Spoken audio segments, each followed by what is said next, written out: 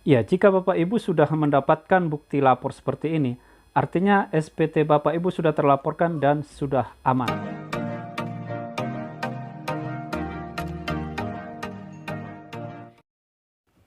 Ya, berjumpa lagi bersama kami di channel Masalah Pajak. Channel yang membahas tentang masalah-masalah perpajakan, tutorial, informasi pajak, dan juga perhitungan-perhitungan pajak. Untuk melaporkan SPT tahunan orang pribadi karyawan, kita perlu masuk ke Google Chrome, lalu akan muncul seperti ini ketika kita sudah memasukkan situs DJP online. Jadi di Google Chrome itu masukkan DJP online, maka akan muncul seperti ini. Lalu kita masukkan NPWP kita, lalu passwordnya juga, kemudian kode CAPTCHA yang ada warna merah ini ya. Jika kurang jelas bisa diklik warna merahnya, nanti akan tampil CAPTCHA yang terbaru, dan pastikan tulisannya sesuai dengan yang ada di kolom yang warna merah itu. Setelah itu kita langsung klik login. Setelah kita klik login, maka akan muncul tampilan seperti berikut. Ya, ini adalah tampilan pertama ketika kita sudah login. Dan di sini ada beberapa informasi, ada menu-menu ya, maksud kami ada informasi, profil, bayar, lapor, dan layanan. Dan dalam menu ini yang perlu kita perhatikan sebelum kita melangkah adalah di paling bawah ada tulisan email. Ini pastikan email yang tertulis di sini bisa Bapak Ibu buka setiap saat, karena nanti jika kita sudah mengirimkan laporan, maka akan dikirim ke email ini kode verifikasi. Dan tanpa kode verifikasi itu, kita tidak bisa melaporkan SPT tahunan kita. Jadi pastikan email yang di sini bisa atau aman Bapak Ibu buka di setiap saat. Jika emailnya sudah pasti Bapak Ibu bisa buka, maka kita langsung ke menu lapor. Lain ada menu lapor, maka akan muncul tampilan seperti ini. Di sini ada 3 kotak ya, ada e-form, e-filing, dan juga bea materai. Dalam kesempatan ini kita akan memakai e-filing untuk melaporkan SPT tahunan karyawan pribadi kita. Lalu akan muncul tampilan seperti berikut. Ini adalah tampilan dari arsip SPT yang sudah pernah kita kirim. Jadi selama ini ketika kita pernah melaporkan SPT tahunan, maka akan muncul di sini. Ini bisa kita buka. Tahun kemarin, misalnya kita mau buka tahun kemarin bisa, kita mau lihat bukti penerimaan elektronik yang tahun kemarin bisa. Misalnya harta kita lupa tahun kemarin berapa sih, dibuka di sini. Nanti tinggal klik bagian ini, maka di sana akan tertera informasi SPT kita tahun kemarin. Jika Bapak Ibu sudah mantap, kita bisa lanjut ke pembuatan SPT tahun 2023 ini ya, yang terbaru, dan klik buat SPT. Setelah diklik buat SPT, nanti akan langsung muncul pertanyaan ya.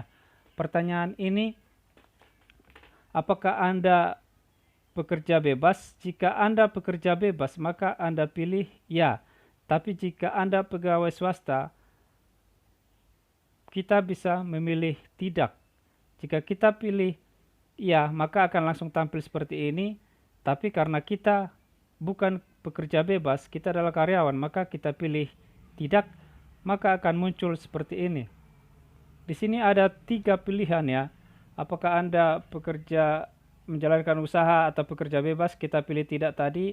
Apakah Anda seorang suami atau istri yang menjalankan kewajiban perpajakan terpisah, kita pilih tidak. Tapi jika memang Bapak Ibu terpisah hartanya melalui suatu perjanjian dengan suami istri, maka Bapak Ibu bisa pilih ya, ataupun misalnya pisah harta, Bapak Ibu bisa pilih ya. Tapi dalam kesempatan ini, dalam contoh ini, kita tidak ada pisah harta, jadi kita pilih tidak. Kemudian yang ketiga, apakah penghasilan bruto yang Anda terima selama ini adalah kurang dari 60 juta? Ini bukan gaji ya, tapi penghasilan bruto. Artinya gaji kita dalam setahun sama insentif dan semuanya lah yang kita terima selama setahun itu, apakah di bawah 60 juta? Jika di bawah 60 juta kita klik ya, jika di atas 60 juta kita klik tidak. Untuk contoh ini kita memilih ya karena memang penghasilan brutonya masih di bawah 60 juta. Setelah kita pilih ya, maka di bawah ini ada SPT yang muncul ya. Jadi langsung muncul SPT yang bisa kita pakai adalah SPT 1770 SS. SS di sini artinya adalah sangat sederhana ya.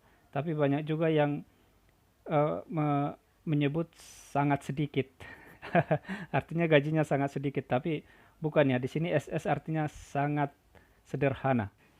Lalu kita klik di yang warna kuning ini, nanti akan muncul tampilannya.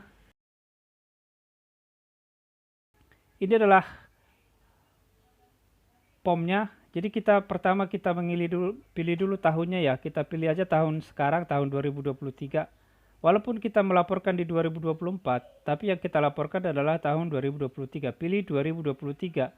Kemudian pilih normal, itu udah langsung otomatis lah. Jika memang kita belum pernah melaporkan, kita langsung otomatis normal. Setelah itu kita klik selanjutnya. Ya, ini adalah bagian A, pajak penghasilan. Maka di sini yang harus kita isi yang pertama adalah nomor 1. Jadi di sini nomor 1 ada tulisan penghasilan bruto dalam negeri sehubungan dengan pekerjaan. Jadi ini adalah penghasilan bruto. Jadi seperti yang kami sampaikan tadi, penghasilan bruto itu adalah bukan gaji, tetapi jumlah penghasilan yang kita terima setiap bulan. Jadi dalam setahun itu berapa? Dalam contoh ini, dia mendapat penghasilan bruto sebesar 51 juta. Untuk penghasilan bruto ini, bagi Bapak Ibu yang PNS, yang pegawai swasta, bisa dilihat di nomor 8. Di situ ada jumlah penghasilan bruto. Nomor 8, bukti potong yang telah diberikan kantor, yang 1721A1. Untuk PNS bisa melihat di nomor 11 ya. Nomor 11. Dan ini kita sudah mengisi. Yang kita isi adalah yang pertama yang penghasilannya brutonya itu 51 juta. Kemudian kita akan mengisi pengurangnya ini. Pengurangnya di sini adalah 2.550.000. Jadi itu adalah pengurangnya. Pengurang ini bisa dilihat dari nomor 11 di 1721A2. Di PNS juga bisa dilihat, di sana ada total pengurangnya. Setelah itu kita lanjut, kita tinggal mengisi nomor 3, penghasilan tidak kena pajak. Jadi di sini kita bisa memilih ya, kita bisa pilih. Dalam contoh ini dia tidak kawin, maka kita pilih TK0. Ya, untuk melihat statusnya K0, TK0 atau selanjutnya bisa dilihat di bukti potong 1721A1 di kolom identitas. Jadi ada di bukti potong itu di bagian atas ada identitas penerima penghasilan yang dipotong. Di sana sudah tertera statusnya apa, kawin, TK0 atau K0 atau K2, itu ada di sana tertulis. Jadi kita tinggal menyesuaikan yang ada di bukti potong. Selanjutnya adalah yang nomor 4, ini udah langsung otomatis ya. Jadi dia penghasilan kena pajaknya di sini 0 karena memang itu udah otomatis perhitungan dari atas. Lalu nomor 5 juga pajak penghasilan terutang itu udah otomatis 0. Kemudian yang nomor 6, pajak penghasilan yang telah dipotong oleh pihak lain. Ini bisa diisi dari 1721A1 ataupun A2 ya.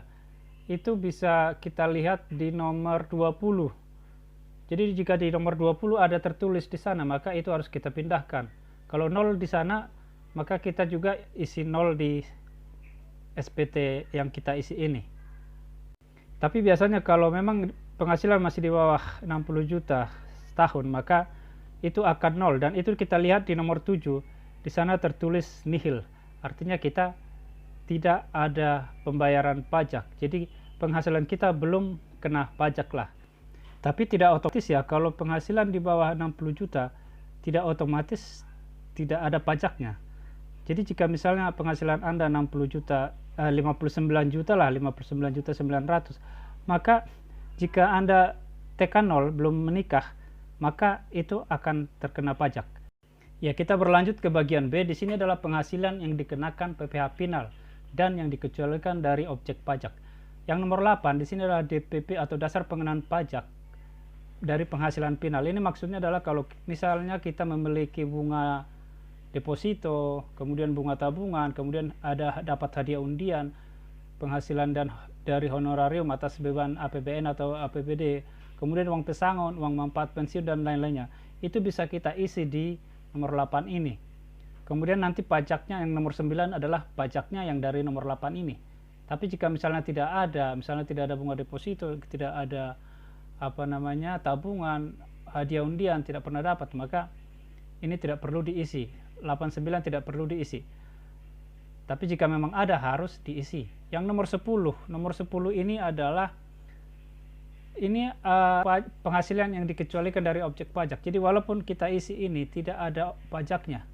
Ini misalnya adalah sumbangan, warisan, jadi bisa diisi di sini berapa warisannya.